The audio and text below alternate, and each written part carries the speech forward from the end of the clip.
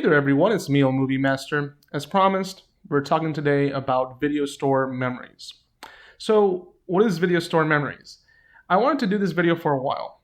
I wanted to ask my friends to talk about their favorite memories of going to a video store. For me, the video store is and will always be one of the most amazing things. And sadly, they're extinct. There's very few. There's, at least in my area, there's like 2 left. And there was 3 and now there's only 2. And soon there will be none. But the memories are still there. So I wanted to do this video for people who grew up going to the video store, who have nostalgia of going to the video store. But before we get to the video, in this title there is a giveaway, and since this video is going to be very long, I don't want you to wait all the way to the end. I know many of you will just fast forward to the end so you can see the giveaway and get the digital code. So I'm going to do that now to get out of the way. So I went to Dollar Tree and I went to Best Buy and I bought a couple of things. So what I bought at Best Buy was the New Mutants. And I saw it. It's all right. It's not that bad. I just feel bad that this movie was delayed so many times. It was delayed, I think, more than 4 times. By the time it got released, it was the old Mutants. So I'm giving away the digital code for this movie, and I don't use the digital thing. So here's your chance. The first one who gets it, it's yours to keep. So let me focus. Give me 1 second. There it is. 1, 2, 3. There we go. Ha ha ha. Can you see me? Hold on. Let me make sure that I'm... There we go. Okay. So hopefully whoever got that digital code, hope you enjoyed the movie. I liked it. It was entertaining. It's funny because the New Mutants movie, it feels like something that definitely would have gone straight to streaming, not a theatrical release. And it's sad that it's probably the last, actually it is the last movie to have been made by 20th Century Fox before they sold the rights to Disney. So, and there was no reshoots done by Disney. I'm going to show you also the stuff that I got at Dollar Tree. So, I have a couple of movies. I'm going to share these really quick. And I'm sharing these because since it's video store memories, it's sad that the only place now where you can find movies very near is Dollar Tree for $1. So, I'm going to show these really quick. I got I Sell Your Dead. I haven't seen this, but the cover looks pretty cool. This is released through Shout Factory. Got Tim and Eric's $1 billion movie. $1. This one looks really, really interesting. It's a decade under the influence. So it talks about 70s filmmaking, movies that changed everything. This is released through IFC, and it was only $1. Not bad. Here we have The Jungle.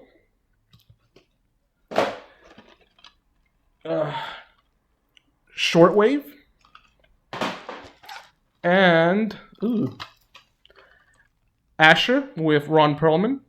I think this movie was released last year, if I'm not mistaken. Let me see. Yeah, this is a 2019 flick, and it's already at Dollar Tree. This one's also not that old either. I remember seeing the trailer for this, and this looks like a low-rent John Wick knockoff kind of movie. So those are the movies that I got. Oh, and I also got some shaving supplies. If you notice, I finally shaved. Finally found some shave cream. I didn't get Barbasol. I got Assured Men's shave cream and some razors. So many might be asking, why don't you just go to Walmart? You can get yourself like a bunch of Barbasol. Right now, I don't like walking into a Walmart or any store where there's a lot of people. Like if I walk into a Dollar Tree and I see too many people inside, like from afar, it's like, yep, I'm not going in here. So I try to go in to most Dollar Trees really early when there's no one around, so I can just get what I want and film and leave. So for this one, I didn't get to shoot inside, but next time I will for sure. So let's go into the video store memories. I'm going to share my video store memories really quick before I get into the reactions. My fondest memory was going with my dad on a Friday to Blockbuster. And it wasn't just to rent movies. I used to record movies off TV. And sometimes I would rent the movies and I would record them. I would make a copy for myself if they didn't have the Macrovision protection on it. For those who don't know, Macrovision was something that they would add onto movies so you won't be able to record them. So I would go, hold on. I would go, and this is actually original Blockbuster card that belonged to my dad. And I don't know if you can see it there. I'm going to focus so you can kind of see it. You know, that was the Blockbuster card. Yeah. And there we go. This card was very important. With this, you had access to every movie that you wanted inside Blockbuster.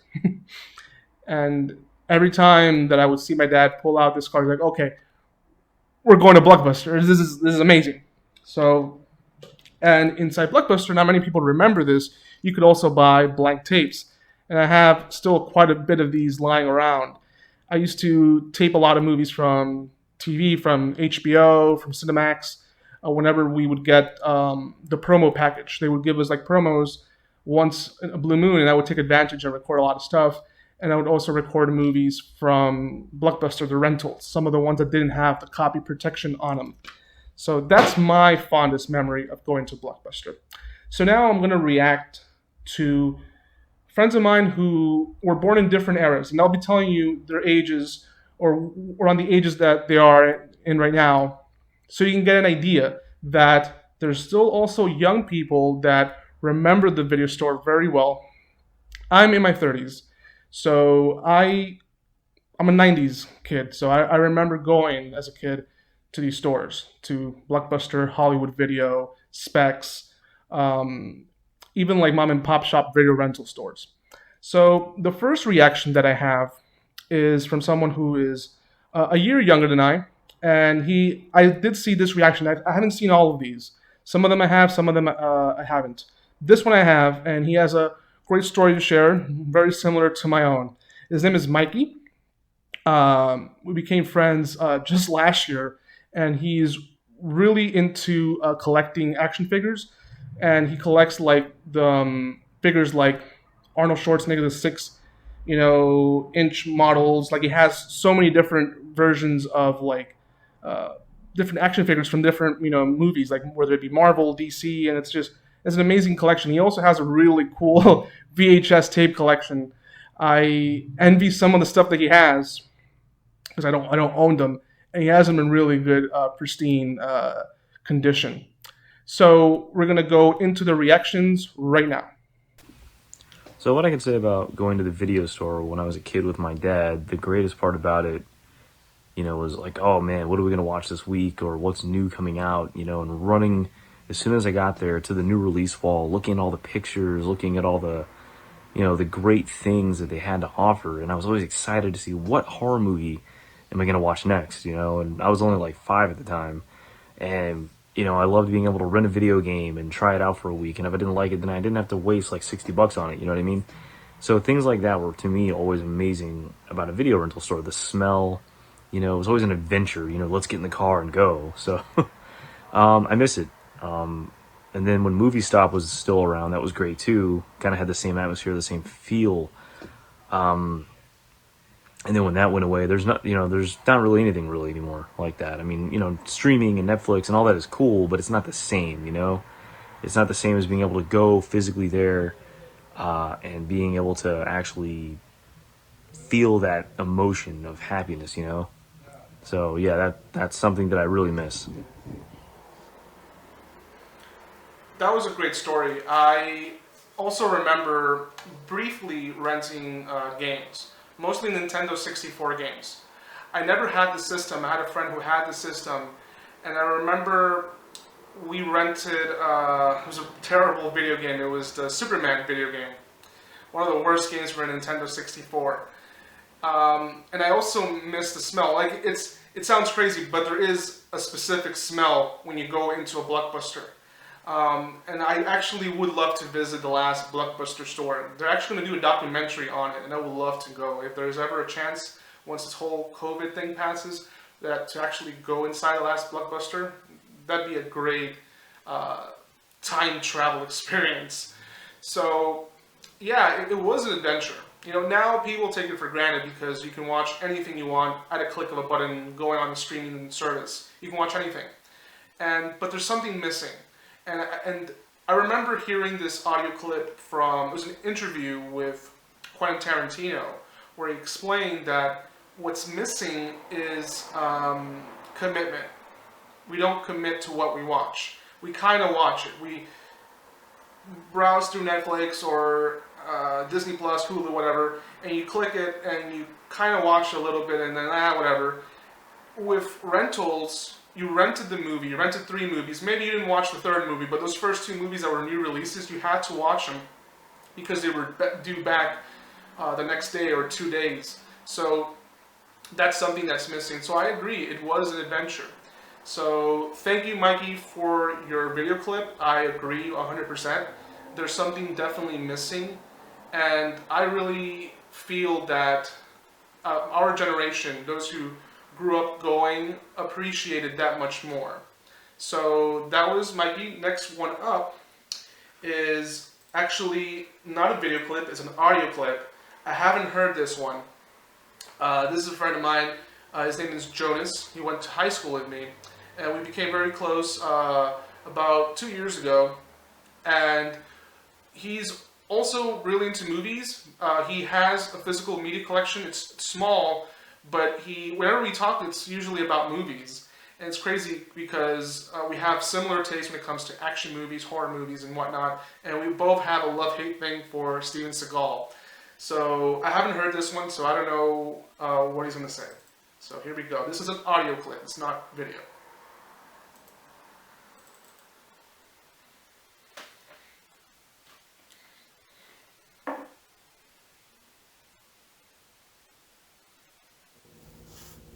Okay, well, if there was anything that I really enjoyed about the old, rental process for videos or video games or anything, it was, Blockbuster was the main thing when I was a kid. I was only a mile or 2 away from the house. I rode my bike there with my brother. Super, easy to do back in the day. Took a little time, took a little work, but it was fun. It was good. We'd, get our allowance from our parents, or we'd save up money and go rent a movie, like a new movie or an old movie, depending on. But who knows how many times we rented Star Wars back then. The original trilogy was just, perfect to to play on repeat no matter what. Especially on VHS. Even though it looked crappy, whatever, it was great. Only cost like $5 to rent a video game. Maybe $10 if it was a brand new one. I don't remember how everything worked back then, but it was easy. I don't really miss how it used to be. The old technology and how the concept of like renting a movie and video games was relatively new, but it was like a pain in the ass if you really think about it. You had to go back and forth. You had to drop it off at a certain time, or you got charged for another $5 or $10, whatever the hell it was. But there's definitely a certain amount of nostalgia, I should say, for the process. Like,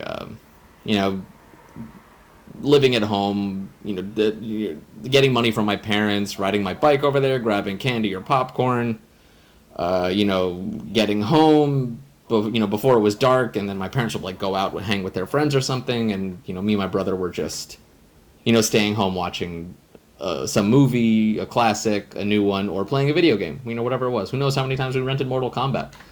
But, definitely fond memories for the whole process, but if we're talking about in comparison to now, I love the streaming services, as well as my small physical collection that I have of like DVDs and things like that. But Blu-ray and digital copies have taken over. So I'm definitely more of the go with the times and technology guy, because this is everything is just so easy. I don't have to leave my house, and I get to have fun still. That was also really really good story. I remember because we lived around the same area back then, and from my house you could also you could either walking distance or ride a bike to the nearest Blockbuster. And I don't know if he remembers, there was 2 Blockbusters around the same area, because on Friday it was so packed that if that one Blockbuster didn't have all the new release movies, you would have to go to the other one, and they were both equally as packed. It's funny because the location, one of the locations where that Blockbuster was, now is completely empty. They've never opened another location there. It's just empty, and you can still see the Blockbuster sign on it. So it's crazy. Like, I always drive by just to see the Blockbuster sign. They still haven't taken it down. And in the other location that used to be also a Blockbuster, it's now 3 things in one. It's both a bank, a bakery, and a chicken kitchen. Very, very strange.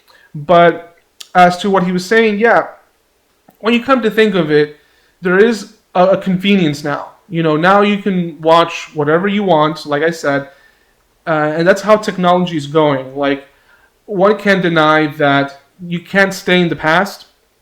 I'm someone that I move along with technology, but kind of like very slowly. Like, I'm even someone who, I have a smartphone, but I'm even thinking of going back to a dumb phone because of how addicting they are. And, same thing with streaming services. Like, there's so many of them, and there's too much content, and I don't feel like watching any of it. It's so strange. But I know he has a collection. I know he watches it. But the story that he was telling about Star Wars, I remember, I was laughing because I did that too. I loved watching the Star Wars original trilogy on VHS. I still have those tapes. If you see my VHS collection, they're there. And on top of that, I also played Mortal Kombat as a kid. So it's there's something nostalgic about it. And of course, yes, one cannot deny that we're living probably in the best time ever when it comes to having access to everything. You can, with a click of a button, you want to learn how to do craftsmanship, there's a YouTube video on it. You want to learn how to do woodwork, there's a video lessons on YouTube on it. There's anything you want. But at the same time, I think that people don't value it. They take it for granted. I think the extra work that it took, getting the allowance, getting on your bike, going to Blockbuster, and maybe the game wasn't available or the movie wasn't available, and having to come back, you valued it that much more. I'm not saying that we should go back to that, but with what you have now, if you're someone who doesn't collect physical media and you just like watching movies on your tablets or smart devices, value what you have, because it could disappear. I'm not saying it will, but I'm saying that you're living in the best era ever. Like, I sound like an old guy, but just a few years ago, I remember having dial-up internet, and it was hard to sometimes just watch a video or listen to an audio or even getting an image. So, thank you, Jonas, so much for your story. I agree also 100%. I do feel that we have to move forward. It's understandable. But, it's good to reminisce and remember those times. And that's my thoughts on that. Thank you, Jonas. So the next story that we're going to go into is someone who is a lot younger than I am. He is a 2000s baby. So he's, 19, 20 years old now, I believe. His name is Danny.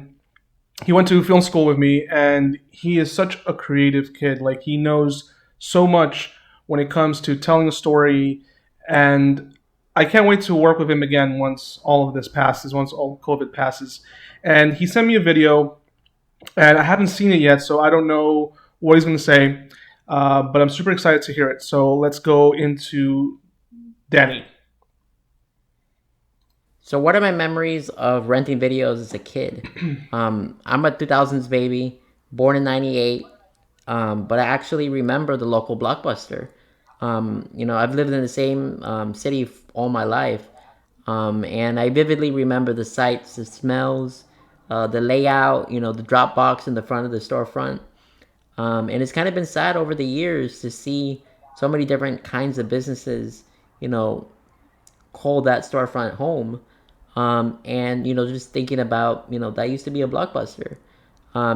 We would rent new releases, a lot of PS2 games, racing games, NBA Live, back in the day. And I just have, fond memories of those times. And even though I was born in '98, it's kind of interesting that I've been around to see the transition from Blockbuster to Redbox, to where we're at right now with all the streaming services. So despite me being, born in '98, I've seen that progression. And to be honest, I have no idea where the closest video store is. I don't know what the name of it is. I don't know where it is. And that's kind of sad. But yeah, Blockbuster back in the day. I know I probably had some late movies somewhere. Thank you, Danny, for your story. Yeah, you're 98, so you're 10 years younger than I am. I'm 32, so you're 22. Yeah, it's funny. You also mentioned the smell, and like I said, there is a particular smell to Blockbuster, and it's a good one. It's this strange smell. I don't know what they clean their carpets with, but what I was going to get at was I also remember the Dropbox at Blockbuster, and when I was a kid, I remember when you dropped the videotape. I always wondered where it went. Like, was there a basket? What happened? Like, where did it go? And there was one time where I saw one of the employees grabbing all the tapes, and from the window, I was seeing that he was putting a bunch of tapes into different recorders, different rewinders, like VHS rewinders. If you're not familiar, yes, they used to have like VHS rewinders. And excuse the noise if you're hearing in the background. I don't know what happened. I swear it wasn't me. But no, joke aside, there was VHS rewinders. You would place the VHS inside, and you would, rewind the tape, and they would charge you if you didn't rewind that movie. But yeah, and now when you're saying that there's Redbox, I use Redbox every now and then, and believe me, even with COVID, I have seen lines for people to get to a Redbox. And of course, whenever I have rented from a Redbox, and I haven't rented a movie that recently, but when I have, I take a lot of hand sanitizer. When I get home, I make sure to clean my hands because so many people have touched it.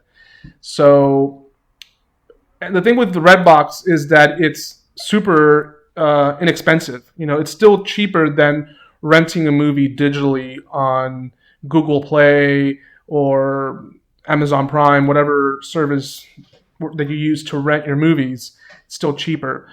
But it's super interesting that you got a chance to see the transition from physical all the way to digital. And very short period of time, you were right there when it was changing.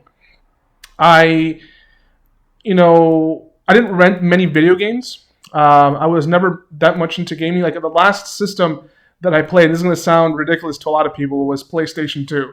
I never went beyond that. By that point, I think I had already outgrown video games. I have played like at friends' house occasionally, like a game or two, but I have no clue what system it is, what it is.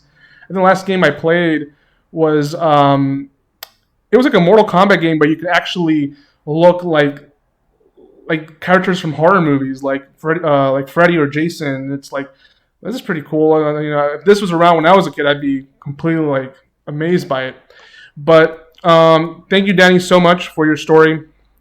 I agree 100%. There is definitely a smell. I remember the Dropbox, and I also remember, now that we have just. It's true. for me, like I do know some of the video stores, and the only two video stores in my area, it's CD Trader and FYE, and none of them are that close for me. I have to drive like an hour to get to them. Like when you saw that video where I went to CD Trader, that's not that near to me. I have to make a drive, and it sucks when I don't see anything. When there's just nothing for me to buy. It's like, I made a pretty long trip. But yeah, thank you so much, Danny. So hope you're doing good. So the next story that we're going to go into is a good friend of mine named Andy. He's much older than I am, and somehow he looks 10 years like younger. Like I don't know how he does it. You need to give me your secret, Andy. But joke aside, I've known Andy for so many years, and his brother also, Jason, both of which are extremely talented. Andy, I remember seeing the first student film was at his house. He went to film school, and like he actually went out of state and went to a really nice school, and he shot on film. And I remember at the time as a kid, I had never seen someone make a film. Like I was very naive. I'm talking about like I was 6, 7 years old, and I recall that he had this really nice TV screen, like it was huge. In my home, we had a little small 32-inch screen. He had like a huge like rear projection screen, and he showed me a movie that 3 movies that he did, and I was shocked because in my mind I thought like only movies were made like in Hollywood. I had never heard of someone making movies, on their own. So he made 2 movies. If I find one of them, I'll leave it on the description down below because I think he told me one of them is on YouTube. And to this day, my inspiration to getting into movies, like I still would love to get and make movies. Like that's still my dream. I went to school for it, and I do plan once COVID passes to go back into that. It was because of Andy. Like we have the same taste when it comes to movies. Like he introduced me to Star Wars. Like I remember he was getting rid of like the CBS Fox Star Wars. Is the one that you see in that collection, is the same one that I had when I was a kid. He gave me that tape because he was getting like a newer version, and I had never seen Star Wars up until that point, and I was just blown away. So and since then, like my whole movie collecting, I guess, started from that point. So let's get into Andy's story. I'm so excited to see what he had to say because I haven't seen this video yet. So let's see what he had to say. My memory of going to the movie rental shop when I was a little kid. First movie I rented was Commando. I'll never forget it. Very first movie, Commando, starring Arnold. And it was an awesome movie. I was able to see it in my house. I went with a buddy of mine in New York. And we just went to the video shop, picked out whatever we wanted to see, and it just so happened to be that film. And I'll never forget it to this day, just being able to see a film on the screen in my house. Then second thing I remember about the movies, coming from a filmmaking background, I was always interested in making movies since I was a kid. My dad owned a movie rental company, and with that, I used to pick out whatever movie I wanted to see and study films of all around the world, freely. But if my dad didn't have that shop, that's what was good about these local businesses renting movies, because you could just walk in. I remember walking in, seeing the graphics on the boxes of the VHS tapes, and then eventually DVD tapes. You can read about it. They were dividing different sections around the store, and it was just a good opportunity just to get a good filmmaking education, and just whenever you wanted, just go there, pick a movie, rent it, no problems, and no questions asked, and you rent it. Thank you, Andy. Thank you so much. He told me this story once about his dad. I knew his dad, and my dad and his dad were very close. And he had a video rental shop, and it was both a video rental shop and I think a jewelry location, and they were both 2 in 1. And from what he was telling me, that they, had all the titles, all the recent movies. And what he was saying was, true. Like, you could read the back, and the cover, I forgot to mention this, I'm glad that he brought it up. The cover art would catch your eye. Like, you didn't have like a phone with you to check up what the movie was about, if it was any good, if there was anything on Rotten Tomatoes, or if on IMDb it had a 7.5. You didn't know any about that. You just went by the cover art, and just based on that, you would take the movie home. Of course, now in retrospect, if you see like a sleazy action movie and it has like a bunch of explosions and a hot girl in the cover, a guy holding a gun, half of the budget probably just went into the cover art, and the movie is probably trash. But like he was saying, he studied filmmaking, and I know he no longer does film, and I know he still wants to, but we were having this conversation about how he learned on film. Like, he learned the old school way. And I told him a story, and this is actually true, that when I was like 17, 18, like I graduated early from high school, I wanted to go to school for film, and I ended up taking a very easy route. I went into education, and I fooled myself into thinking that I wanted to do teaching, and it's not what I wanted to do, but I did it anyway. But what I would do was I would sneak out of my class because I was so bored, and I would go into the film production class. And at the time, they were still shooting on film, and I actually acted in a friend's movie that to this day I haven't seen it, but it was so exciting to see him shoot on, I think it was 16 millimeter, and actually, edit it the old-fashioned way with glue and everything. By the time I actually went into film school, which was like 2 years ago, I was already shooting on digital cameras and just editing on Adobe Premiere. So, I don't know, I would love to one day shoot on film. So once again, Andy, thank you so much for your story. We're going to go into someone who is also around Andy's age. His name is Russ. Russ, I know he did not want to show his face, but he shot, I did see this video. I saw a little bit of it, and he shot where a video store used to be, and now it's a barbershop. So let's see Russ's video. Some of my fond video store memories. So where this empty barber shop is, that was my video store in 1986. This wasn't a Blockbuster. This was a mom and pop video store in 1986. So back then, when I used to go into the video stores, the poster, not only the video covers, but the posters on the walls used to grab my attention. So, of course, I wanted those posters. So what I would do is, I would ask the people that worked there, hey, when that's done advertising, can I have that poster? And of course they did, yeah. They didn't give a shit. They just wanted to get it off their walls when it was done. So what they would do is they would write my phone number on the back of the poster with my name. And when they were going to put up their new posters for whatever month it was, they would give me a call and say, hey, we got your poster. Now, I remember the poster for House, the one with the hand, the bone hand, the skeleton hand that was going to ring the doorbell. I remember that like it was yesterday, how badly I wanted that poster. So, of course, when they called me up on the phone, house phone, landline, I would jump on my skateboard and ride up to the video store to grab my poster. Those were fond memories. Now, mind you, this particular store right here in this plaza, so I would skateboard 3 miles to get that poster, of that horror movie poster. Now, I remember House. I remember I also got the Day of the Dead one, which came out in 85, but that poster, I guess, was up in 86.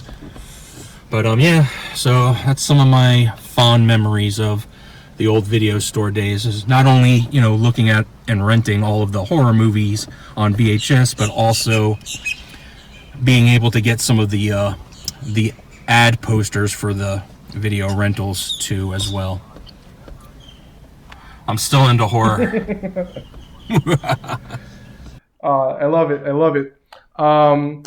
I became friends with Russ about 6-7 years ago, and he actually discovered me and a couple of friends of ours through another channel where I used to do videos, which is Dropping Loads.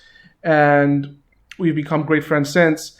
And he is super, super knowledgeable, more than I am when it comes to horror, because he was there when these movies were being released. Like, he was talking about 85, 86.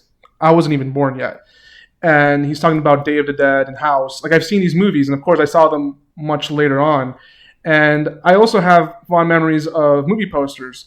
I remember, this is of course probably, I don't know what year Mission Impossible 3 came out. That was 2006.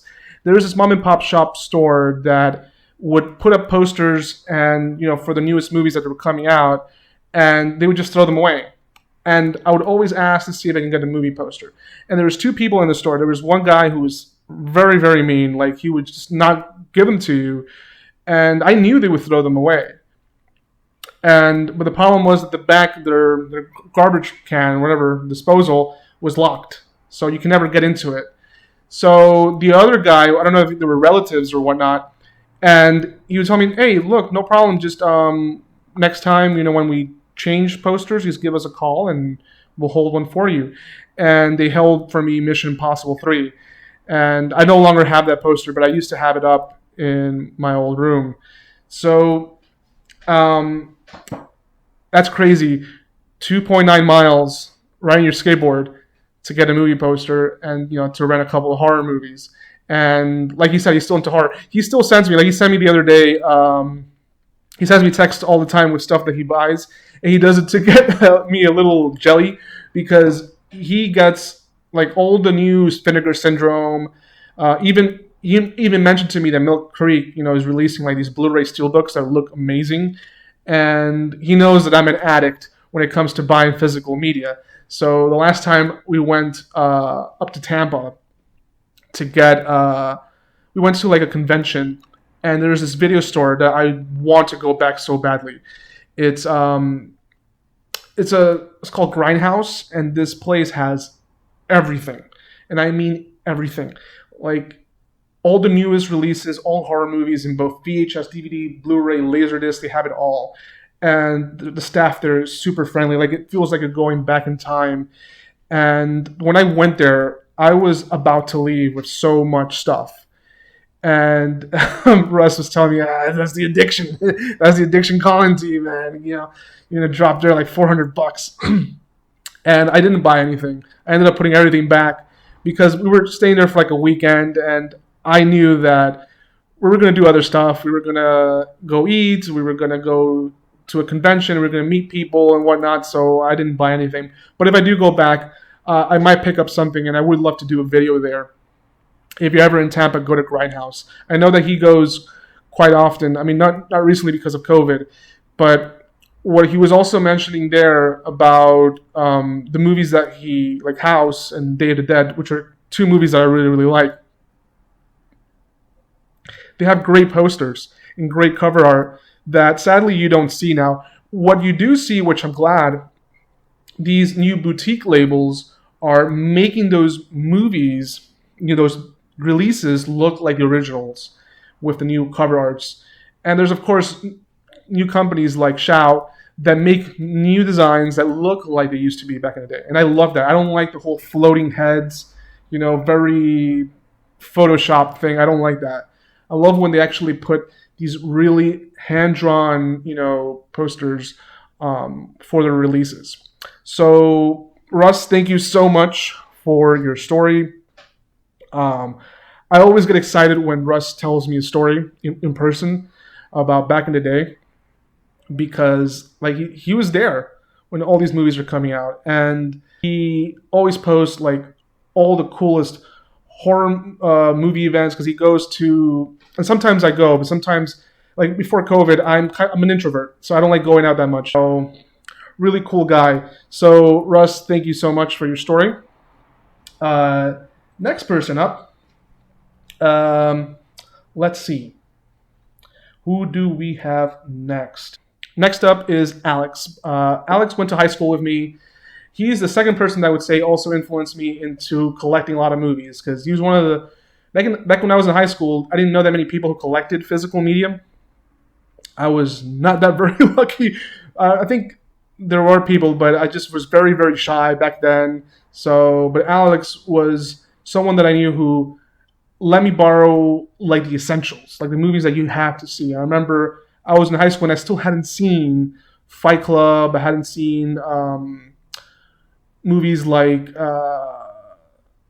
American Psycho, Memento, and he let me borrow some of these movies, and I was like, oh my god, like I've been missing out because by that point I had seen a lot of like 80s horror movies, but I was like kind of neglecting some of the other more 90s movies that were being released around that time and whatnot. So here's Alex's story. Alex has something really, really cool before I get into the video. He goes to places like the swap shop. Like if you didn't see my other video that I did where I went to the flea market and I went really late, and he gave me shit for it because he goes really early. He's a vendor there.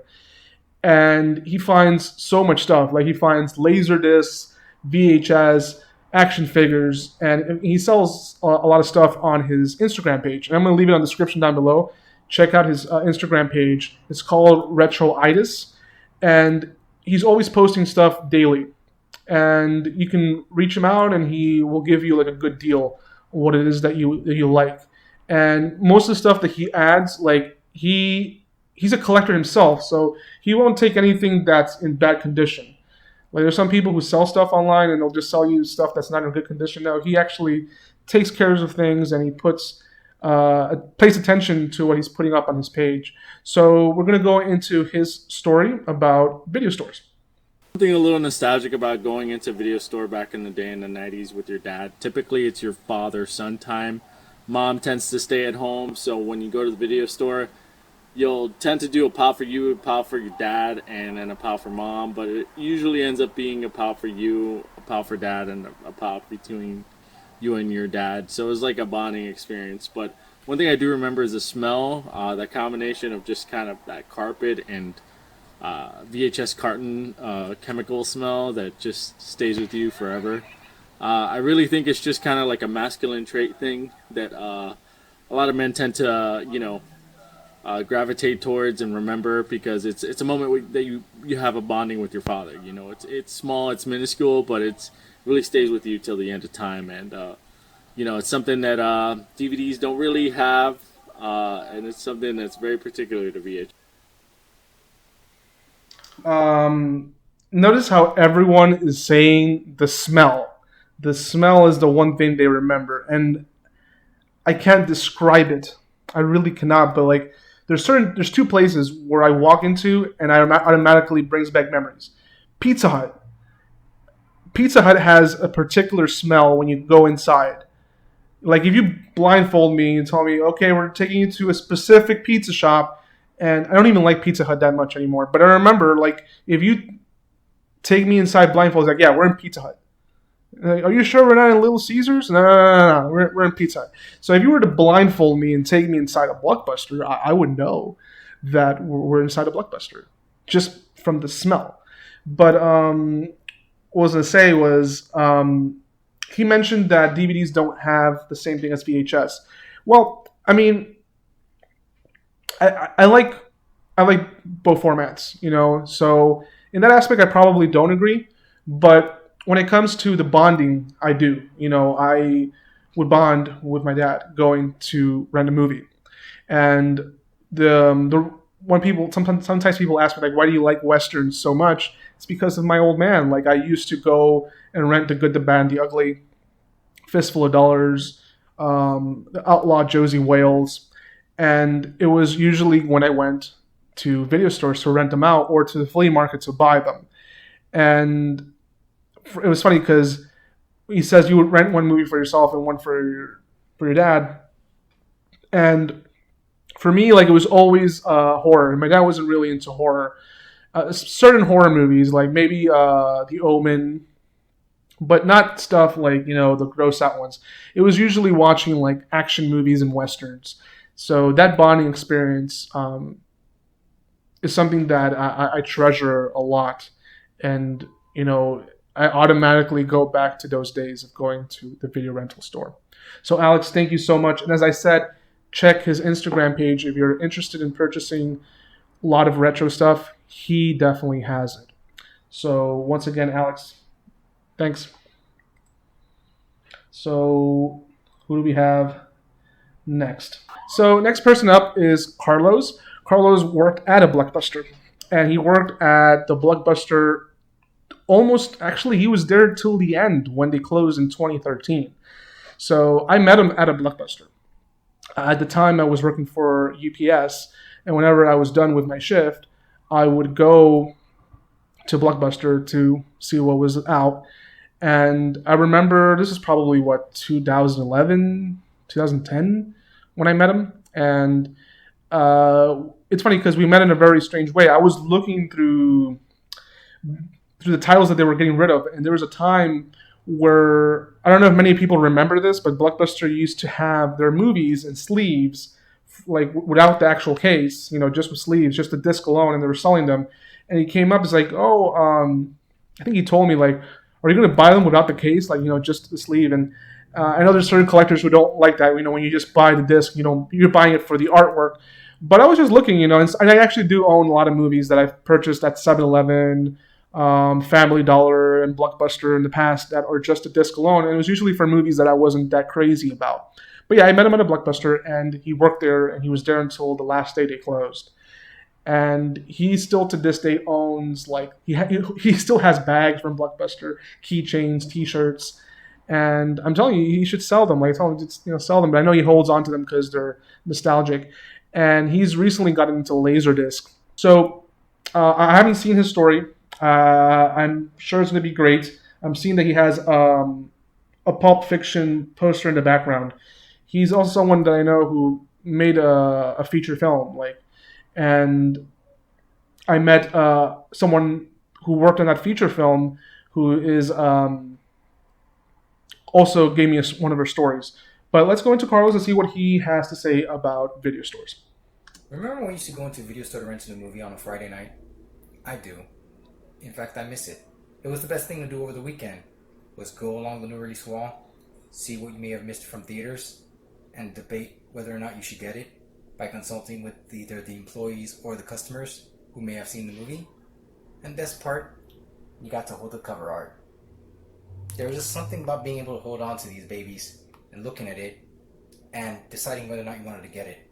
You could read the back, whereas nowadays you just have Netflix, Hulu, and Redbox, which doesn't really give you much but a picture, and you can't really tell because even the picture may look better than the movie, but at least with the back cover you would get pictures to be able to tell you if you can tell if it was going to be a good movie or not.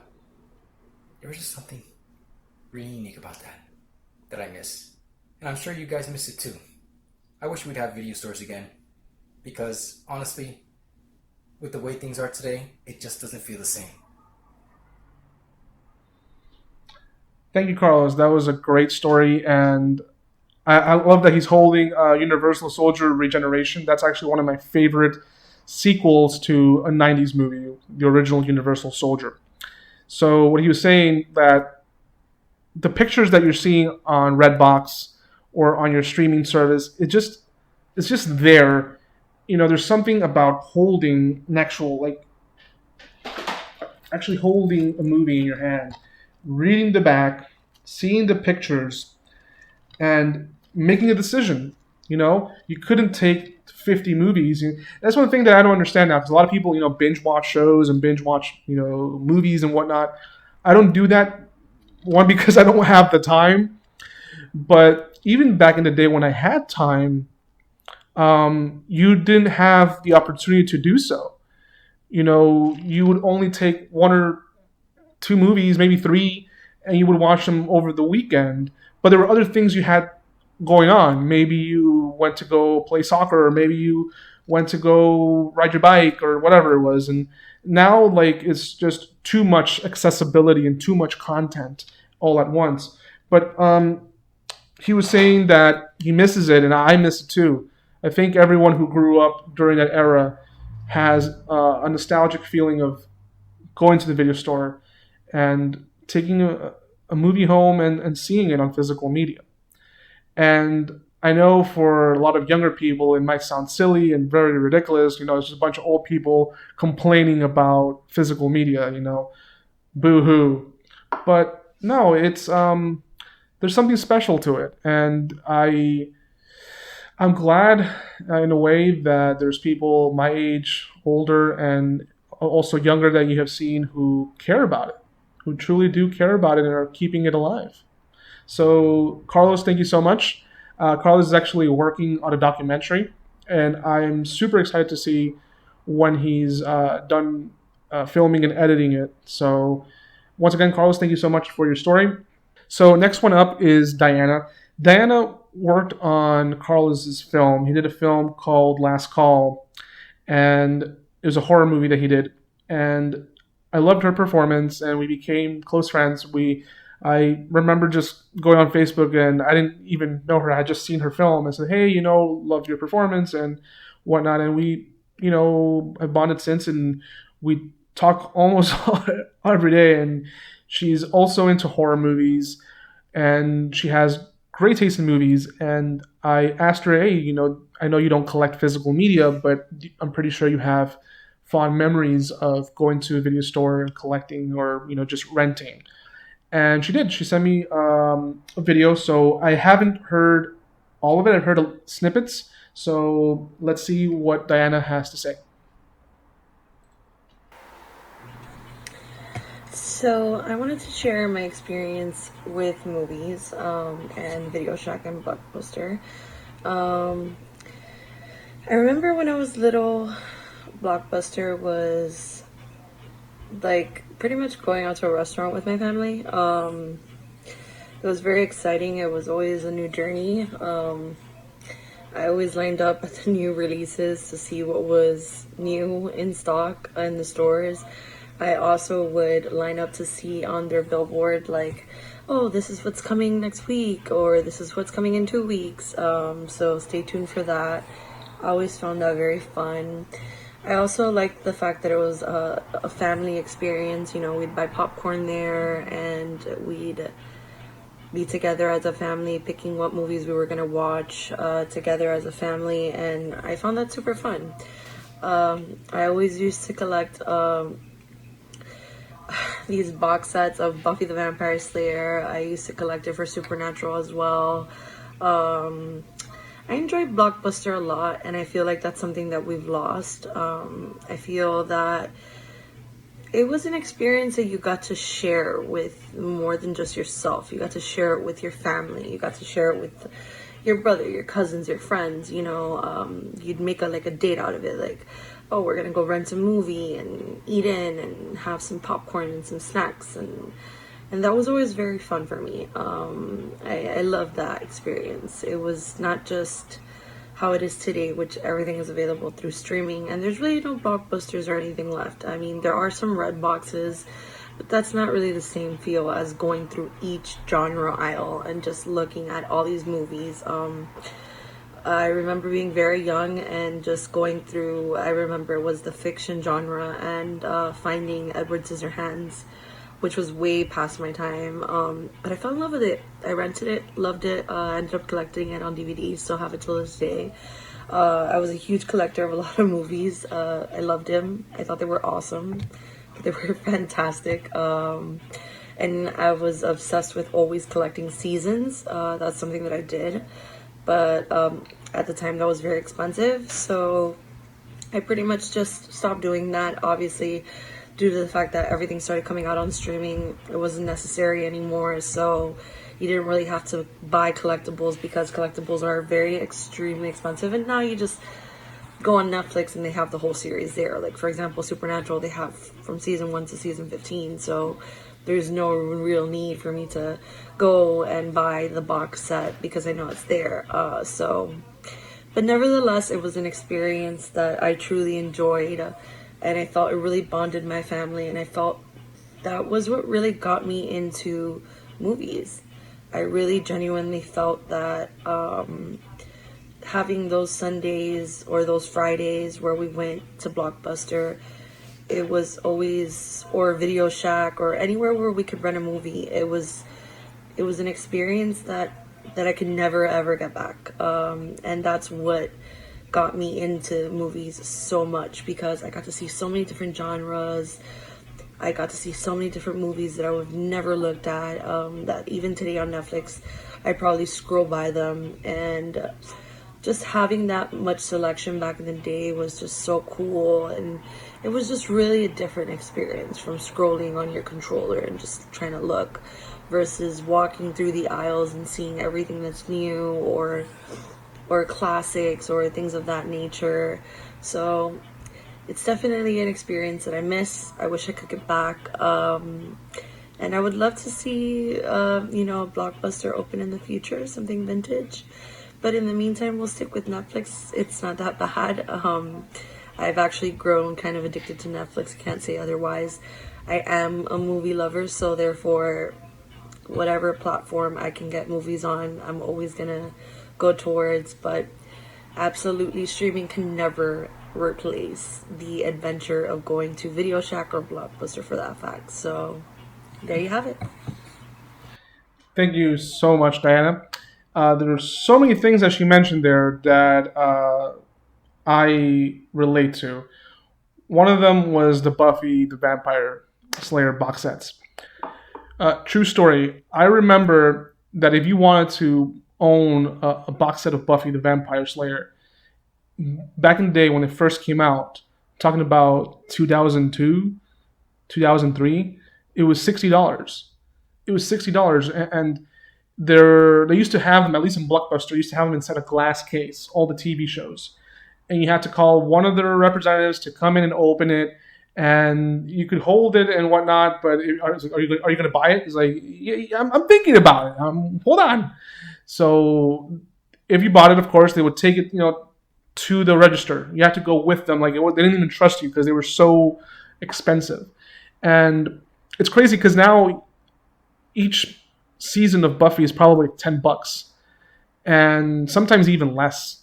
And they come in slim cases. Like, I still own Buffy on those big cases, and they're the exact same ones. And I bought every single one of them. I remember, I used to go to FYE and wait to see if someone, would sell them used. And the only one that I got used, and it wasn't actually at FYE, it was through a friend who bought it at FYE used. So it was he bought it used and he gave it to me for like $20. And I think it was the first season of Angel.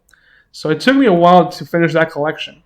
So, and she mentions a place called Video Shack. I don't remember going to Video Shack, but she does mention Redbox and that it's not the same. Same thing with Netflix. It's addicting. And everything's there. I never got into Supernatural. I know Supernatural has like 15 seasons, and it's a lot. Like, if a show has more than 5 seasons, I don't watch it. And I think the last show that I watched that has a lot of seasons was probably 24. And that's actually probably the last season that I bought DVDs for. It's funny because me being a physical media collector, I don't really buy TV shows anymore. I don't. I think the last one that I bought, and it was only because I remember watching the show with my dad, was Columbo. He loved Columbo, so I bought the box set of that show. That's the last TV show I've purchased. Since then, because everything is, for TV shows, it's a little bit more complicated because it takes up much more space. However, they have recently, and I've seen this in Walmart, where they're releasing like long shows like Dexter, Game of Thrones in smaller, slimmer cases, but the packaging is not very good. And for me as a collector, it kind of makes me cringe because those discs are going to get scratched.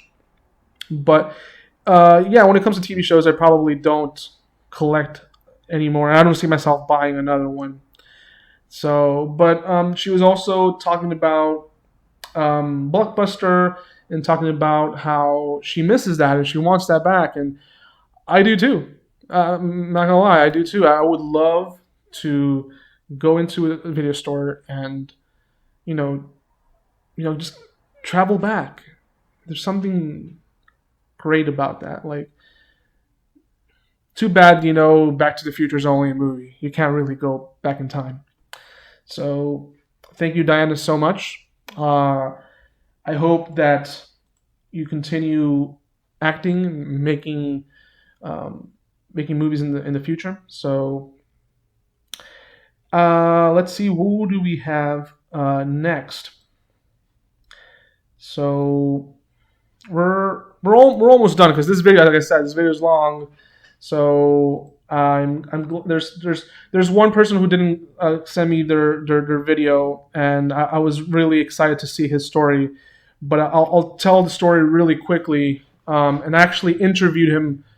Me and a friend interviewed him a while back.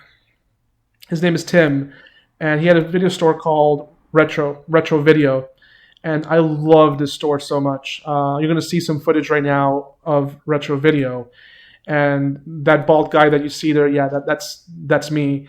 I would go to the store, and it was far. The store was like over an hour away from me, and I would go at least.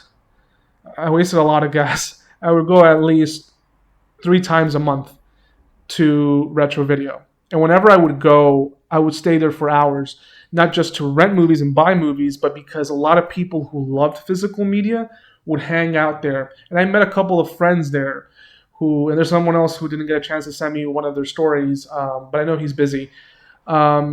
His name is Victor. He collects physical media probably more than I do, and he has some of the most awesome movies on VHS. He actually, after Retro Video closed, because sadly this store Retro Video ended up closing, he bought a lot of the stuff that they had there, and he created a video store of his own in his own house.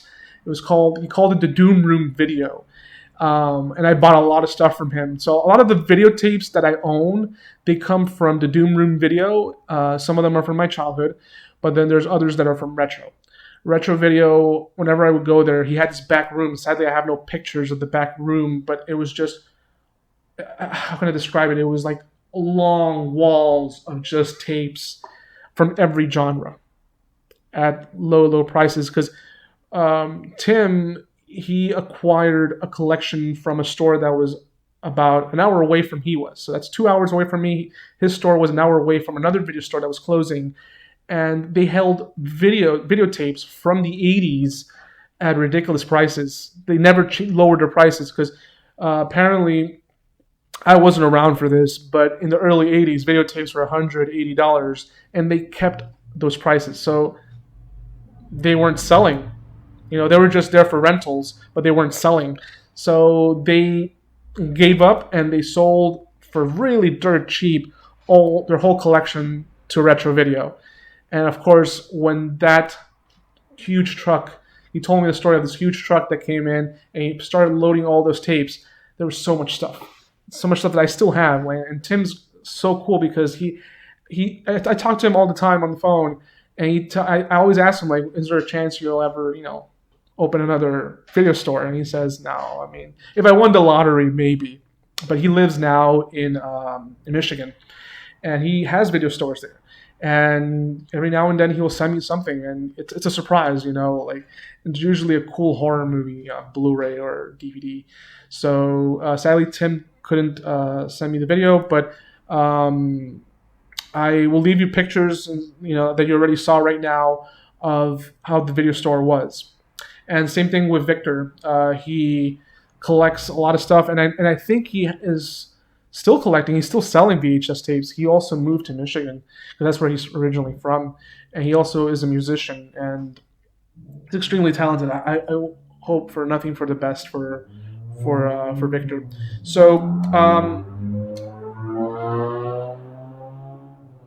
sorry for that. So how many more stories do we have left? Let's see. Well, we have 2 left. Two and one more that wasn't originally intended for this video. And I'll explain why. So the next 2 are, I'm saving the last 2, the best for last. The second to last is Adriana. She has an amazing YouTube channel called Sailor Tortilla. She does reviews of anime, specifically Sailor Moon, and all the merch.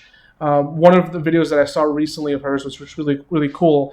She was talking about the Viz dub for Sailor Moon. There's different voices for Sailor Moon and the rest of the cast. And I thought the video was very, very interesting because I remember a specific voice for Sailor Moon, and now I know who it is. So, but I didn't know there were so many others. And she also did a video recently talking of the different merch that she got. She got this really amazing wand. This thing with Sailor Moon that I grew up watching it on Toonami back in the day.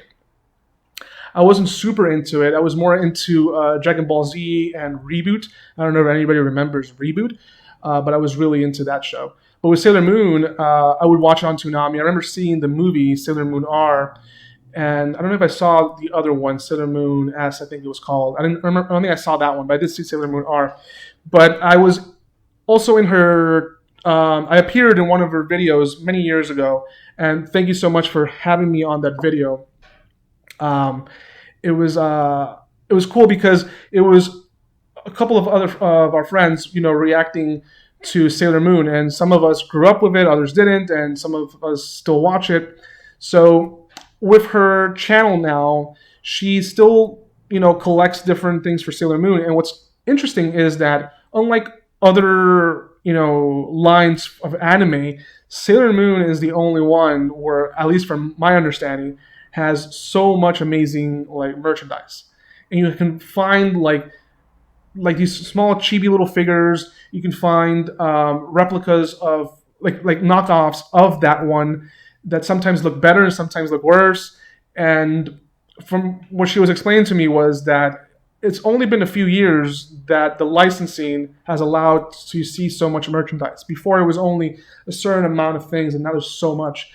And she always is posting these things. And I'm going to leave her channel and her Instagram so you can see all the stuff that she posts. She's always adding new things to her collection.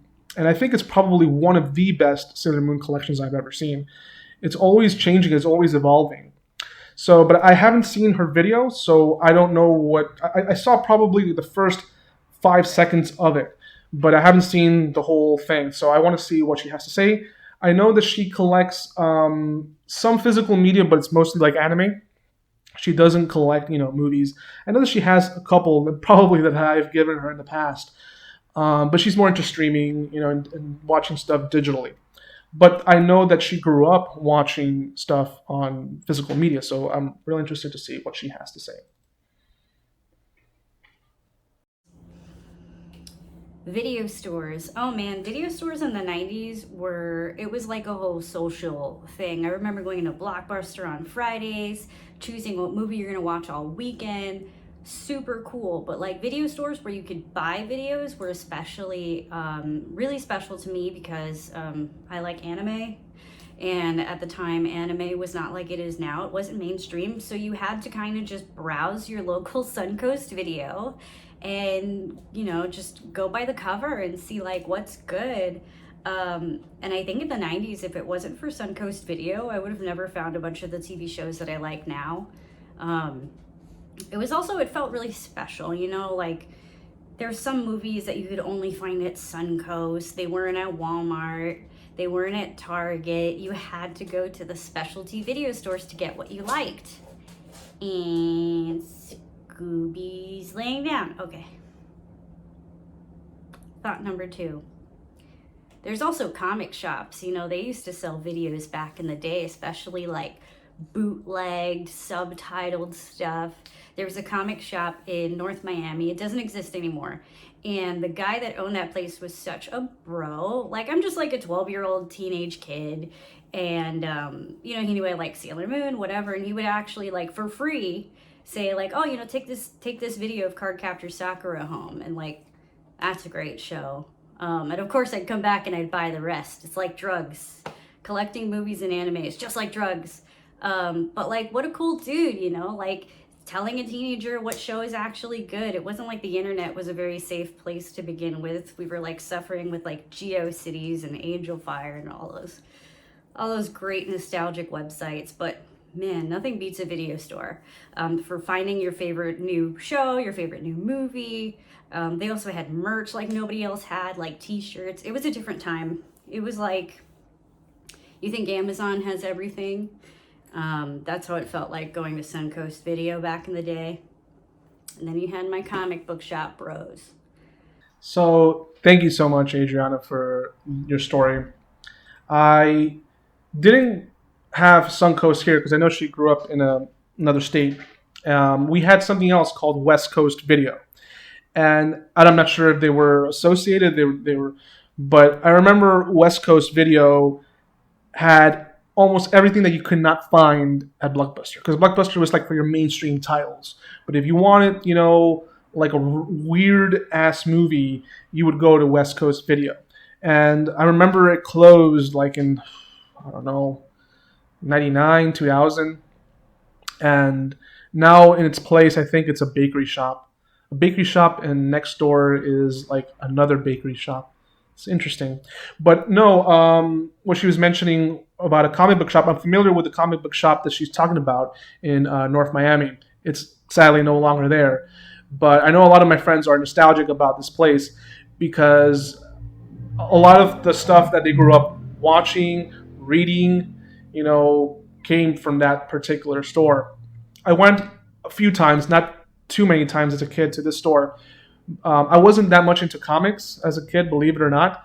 I had a few, but I wasn't that super into. I was mostly just into movies. And I'm also very jelly. I don't know if you saw her video. She has this amazing Hellraiser figure that I want so badly. I love the Hellraiser movies. Yeah. Oh, what's your pleasure, sir? So, yeah, like the way she said that, I think Amazon has everything. Back then, going to a store like that, I would imagine, it's mind blowing, and you don't get that going on a website. Going on an app, you do, you can get 1-day delivery, you have Amazon Prime, you have everything in your house, whatever, super fast, but it's not the same. It's just not the same. And I miss it. Like, it's just sad. Like, sometimes I wake up on a Saturday or Sunday and I'm free and I have nothing to do. It's like, oh, I want to go to a particular place. Oh, right. It's closed. It no longer exists.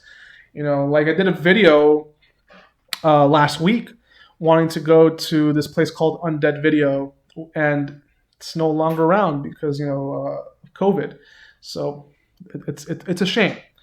And what she was saying about anime now is super popular, and back then it was kind of like you would only see it sometimes on like the Sci-Fi Channel or Toonami, but it was not as mainstream as it is now.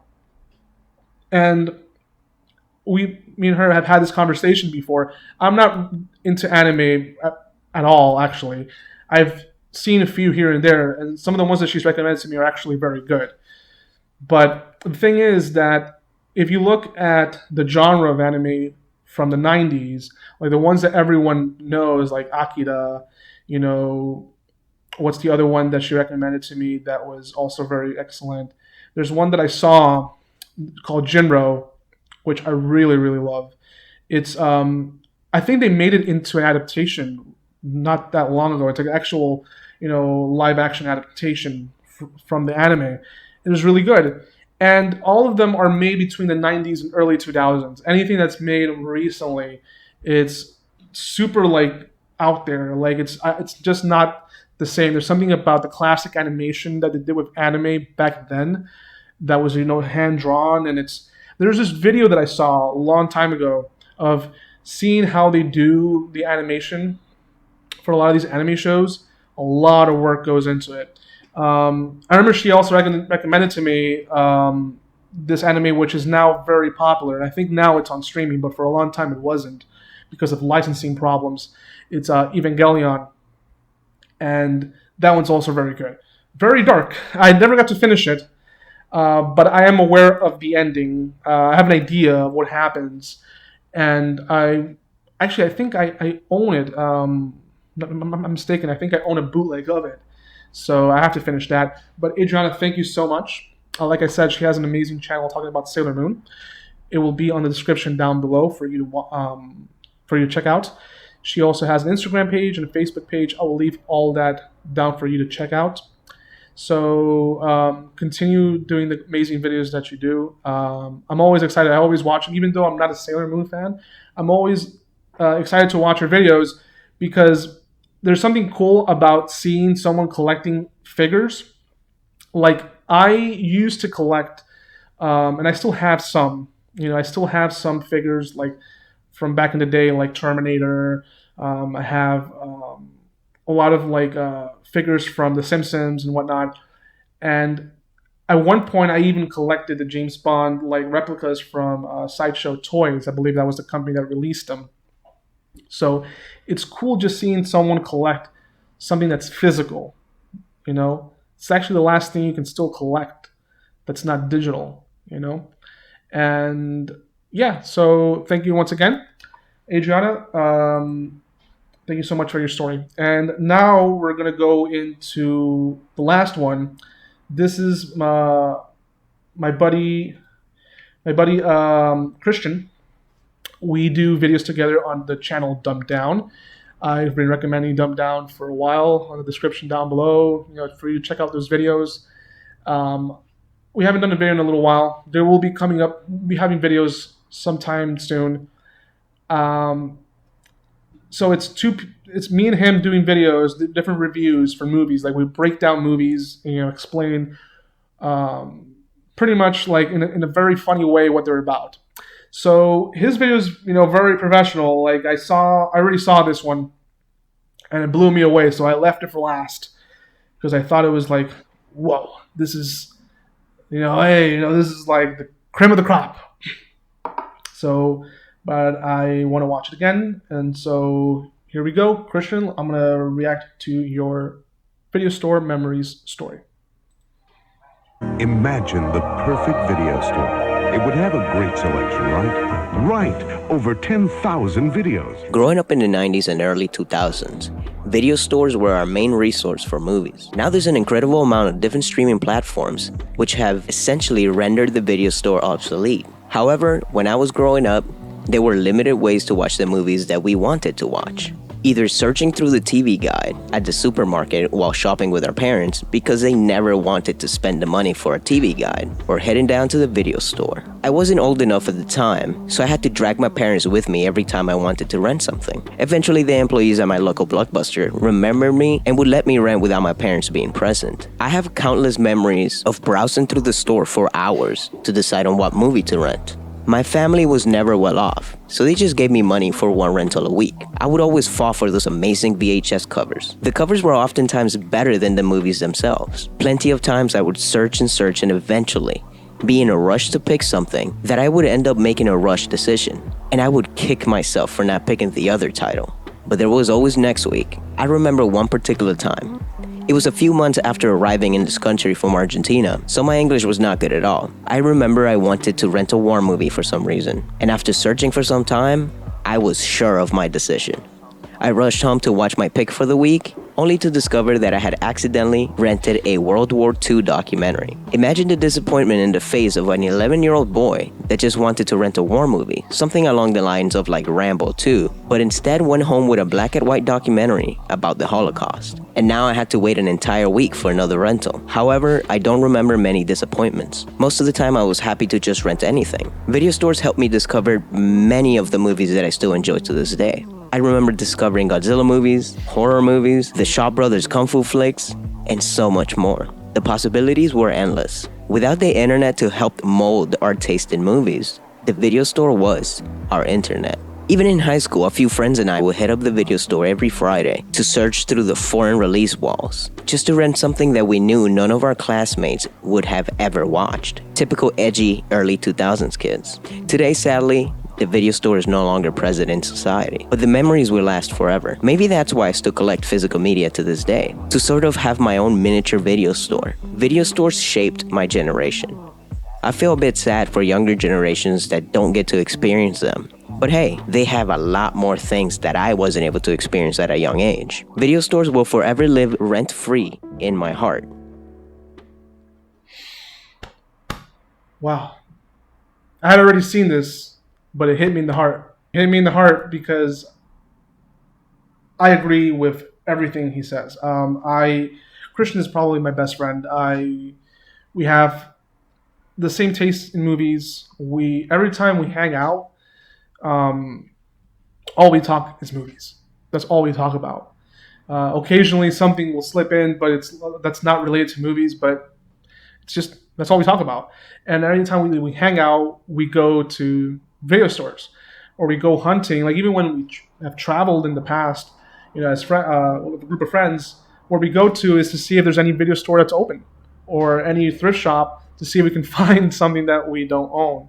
And before the pandemic, we used to have movie nights and we would watch a bunch of like crappy 80s horror movies, and I really miss, and hopefully once this pandemic passes, we can go back to doing that. I really, really miss that. But I know that for me, video renting didn't happen all the time either. It happened probably once a week or maybe every other week, depending, My parents were also very frugal, so they didn't spend a lot of money. And also, I recall that the TV guide, my parents never bought a TV guide. I think I would get the TV guide from a friend of my dad's who would watch a lot of stuff and he would give it to me. And that's how I would know when a movie was coming out on TV, and I would program my VCR to watch whatever was coming out. Like I remember clearly I wanted to see GoldenEye, and they were showing it in, I don't know if it was NBC or ABC, and I knew it because it was on the front cover, the back of the TV guide. Like it was a big premiere. It was '96, I believe, and I was like, I got to see GoldenEye, and so not only was I watching it, I was taping it while watching it. So, and funny thing, I'm wearing, it's very faded now, but this is a GoldenEye shirt that I made, but it's like all friggin' faded. So, what else? He showed all these B-roll footage of video stores that, I saw some of them towards the end closing down, and some of these people didn't want to let go of these movies because they paid a lot for them back in the day. Like there was one place that I went to that I bought a couple of movies, and they were kind of like disappointed because they paid a lot for them when they first stocked them, and now they were selling them for $1. So, and I get it, but it is what it is. So the other thing that he mentioned was the World War II movie or documentary. That's a big disappointment. I want to know, did you actually watch the documentary? I gotta know. Let me know in the comment section down below if you actually saw the documentary. But Cristian always has great videos. He's a professional editor, so he never disappoints. So that's why I always tell you guys, watch the dumbed down videos. I'm gonna leave one of my favorites that he did for Enemy Gold or Enemy Mine. Enemy Gold, I think it is. It's a 80s, cheesy action movie, but it's a great dumbed down that he did. And also one for a horror movie that he did called Decoys. It's actually one of the most viewed videos that we've done on the Dumbed Down channel. So I'll leave it on the comment section down below. So the next one up is a YouTuber. I promise there's going to be a YouTuber that you probably are familiar with. He probably has the most amazing physical media collection, especially when it comes to horror and independent horror, and that's Mr. Parka. So a few years ago, me and Cristian, we interviewed several people. We wanted to do a documentary on physical media. That's why I'm doing this video now, because I don't know if that documentary will ever come to fruition. Maybe one day it will, who knows? But we interviewed a lot of people. And there was one person that I contacted personally to see, I have him on Facebook, and I contacted him personally saying, hey, look, we're doing a documentary on this, and he was super excited about it. But I never got a chance to, see it all come together. So, and we asked him a lot of questions. He had a lot of good things to say. So that's Mr. Parka. Mr. Parka has a great YouTube channel. I'll leave it down in the description down below. He uploads videos, I think, almost every day or a couple of times a week. And he shows all of his movies that he bought for that week. And I always sit down and watch, if not, because some of these videos are long, I try to watch them in parts because they're long. He probably has something that I've never heard of before. And I'm always like, how did he hear about this movie. Like I never heard about it before, and I watch a lot of horror movies. So he has an amazing channel. I'll leave it on the description down below. So I'm not going to show the whole interview. I'm just going to show part of the interview, and so you can see that it's not about video store memories, but it's about why he still collects physical media. So this interview was done a few years ago.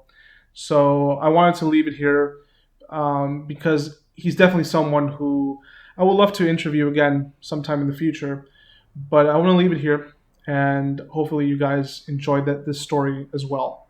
I'm not going to be reacting to it because I have seen it. I was the one who, sent him the questions and interviewed him. So, but you're going to see the video, and I hope you guys enjoy it. Hey, I'm Dave Parker. Some people may know me as Mr. Parka. I review movies online on YouTube, and also I've acted in a couple independent horror films, like Headless and Invalid, stuff like that. But I'm also a big-time DVD, Blu-ray, VHS collector, I guess a media collector. I focus mostly on horror films and cult movies, such like that. When did I first start collecting movies and why? I first started collecting at a very young age, probably as long as I can remember. But back then it didn't necessarily matter about cover art or having the cover art and having any of the actual real released editions. My grandfather used to record a lot of movies, as people did back in the late 80s, early 90s, and, kind of give away tapes of all the newest movies or any movie at the video store around town. And that's how I got hooked, seeing lots of movies like that at a young age, particularly horror movies. So after a while, I hooked up 2 VCRs and started recording and collecting in that way. And I collected quite a few movies recorded, bootlegged, really, at a very young age. So I got into that kind of deal. I guess why I started collecting is just kind of that must have inspired me to do so with my grandfather, and I also kind of am a collector. I like to complete things. I like to have the whole collection, if you will. What genre of film do you collect the most, and why? I focus mostly on horror films. I love almost all different types of films, westerns, action, comedy, cult, foreign, all sorts of things, but I mostly focus on horror films, probably because that's what I saw the most at a young age, and it's nostalgia, and also it's a genre that you can really sink your teeth into and communicate with a lot of fans out there. There's a deep group of fans out there, and horror fans are not like any other. With the advent of digital streaming, why do you choose to still collect Blu-rays and DVDs? I still collect Blu-rays and DVDs because a lot of these things are never going to be streaming. I tend to focus on movies that could possibly disappear. That one night you could buy them and then they're nowhere to be found for years. It's really hard to collect. They're out of print. I like to have my own library at my fingertips, not rely on streaming services to have those movies because they won't always have them. What makes DVD/Blu-ray format stronger or weaker than digital streaming? It is actually stronger in the fact that you don't have to worry about the internet collapsing, you don't have to worry about the catalog constantly changing, but it is also stronger for the reason that you don't have to wait. You can get whatever you want right there. You don't have to have a massive amount of titles cluttering your house, taking up lots of room when you move, and you have to move 10,000 DVDs, VHS, and Blu-rays. They cause things like hernias, which actually happened to me from moving a big box of VHS. So, these things happen. When everything's digitally streaming, you don't have to worry about your possessions. It's almost like a sense of freedom. What is a rough estimate of how many movies I own? Probably upwards of 5,000 to 10,000. I know that's such a huge estimate. Probably about 7,000, somewhere around there. It's hard to keep track. I don't do any of the internet cataloging as much as other people do, so I don't have an exact number. Not to mention that, do you count titles in a box set, or do you just count the individual piece? It's kind of hard to determine. Where do you see physical media going in 5 from 10 years from now? Do you think we will still have stores selling physical media? I do believe some stores will still sell physical media. I don't believe all stores will sell it. It might just be kind of like, I guess, a dumping ground for a lot of these stores, like the bigger outlets, like Walmart. Well, we have like 80 million extra units of this title, dump it in a bin, get rid of it now, that type of deal. I'm not sure if every movie will be available like that. I'm not sure if every store will sell it like that. Probably a lot of online outlets and small little genre labels like like Massacre Video, stuff like that will never stop, and they'll focus on a core group of fans. The price will probably go up at a certain point for the lower the small little labels. We are seeing a resurgence in vinyl over the past few years, and more recently VHS. Do you think we'll be seeing the same type of comeback with DVD and Blu-ray? That's really hard to determine. I'm not necessarily sure if there will be a comeback. It's kind of like every time you guess what's going to be big, is it ever really that's what's big? You never really know what's going to be huge. I don't know. There's just a lot of the DVDs I can't see a resurgence in because they're just the cover arts aren't really memorable, and a lot of the VHS and vinyl and things people collect for that reason. I'm gonna have to say no because the Blu-ray and DVD were kind of a thing that find lost titles and bring them out, and also to make the best image quality possible. And if we do go in the future and they do make like 4K Blu-rays, I don't see why someone would want to go back and collect a lesser quality movie on Blu-ray than what they could get now, unless it's impossible to find any other way.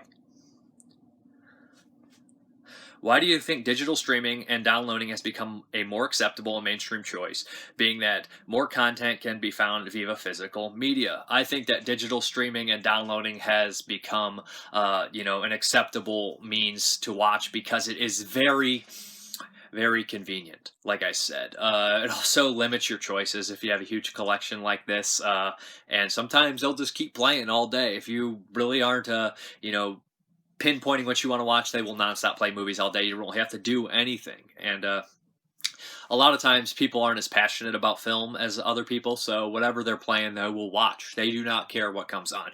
Kind of like a 8-year-old. As a young kid, I remember watching show after show after show, and when I think back, I think pretty much half of those shows at least were completely miserable, and I would never ever watch them now. Was video store memories.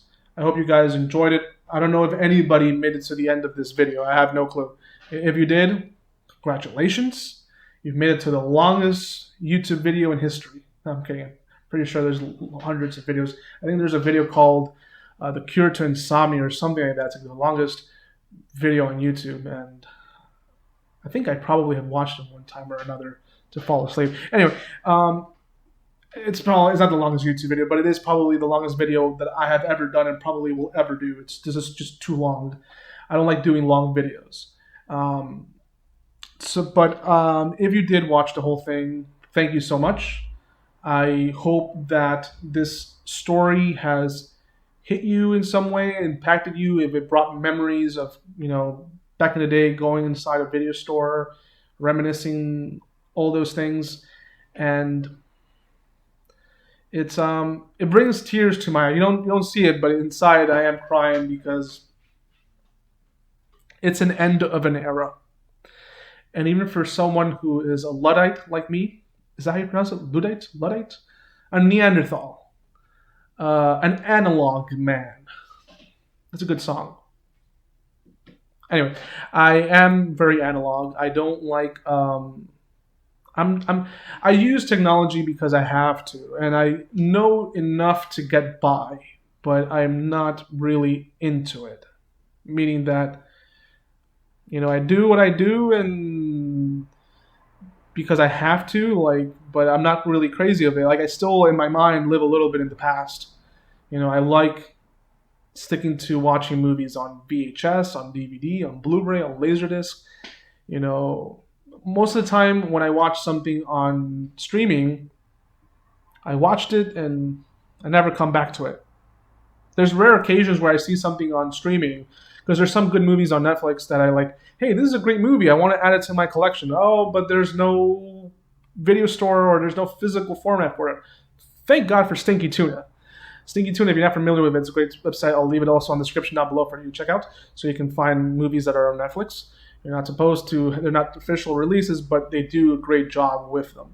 Like there was 6 Underground that I got, which is a really cool action movie from Michael Bay, probably one of Michael Bay's best movies in a while, and never made it to physical media unless you go to Stinking Tuna.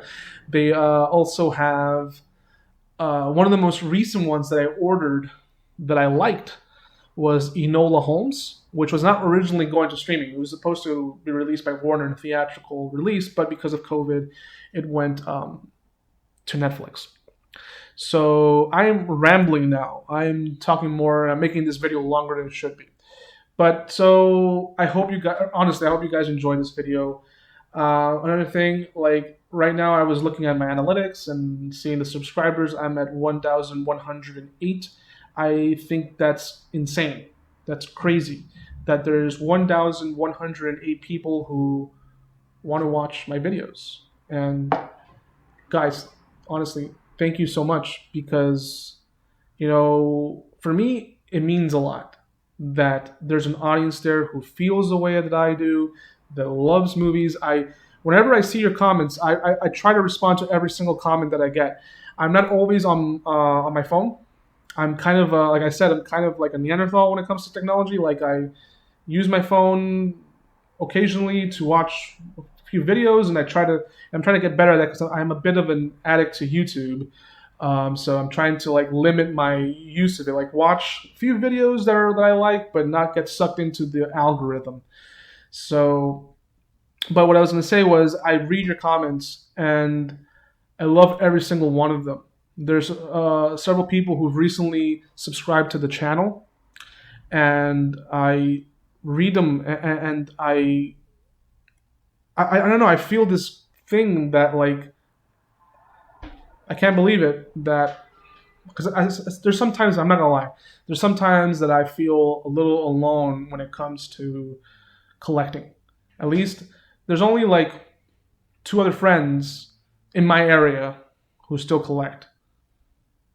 There's other people that didn't make videos for this who just say, hey, you know what, I don't collect anymore. I'm just, that's that. But when I see the comments section and I see you guys telling me how you feel about physical media, how much you like me going to Dollar Tree or doing trip videos, that means a lot. So thank you guys for all those comments, and thank you for watching this video. There will be, and sorry for this video being so late. I know this video was supposed to have gone up like 2 weeks ago, but again, I was waiting for people to submit their stories.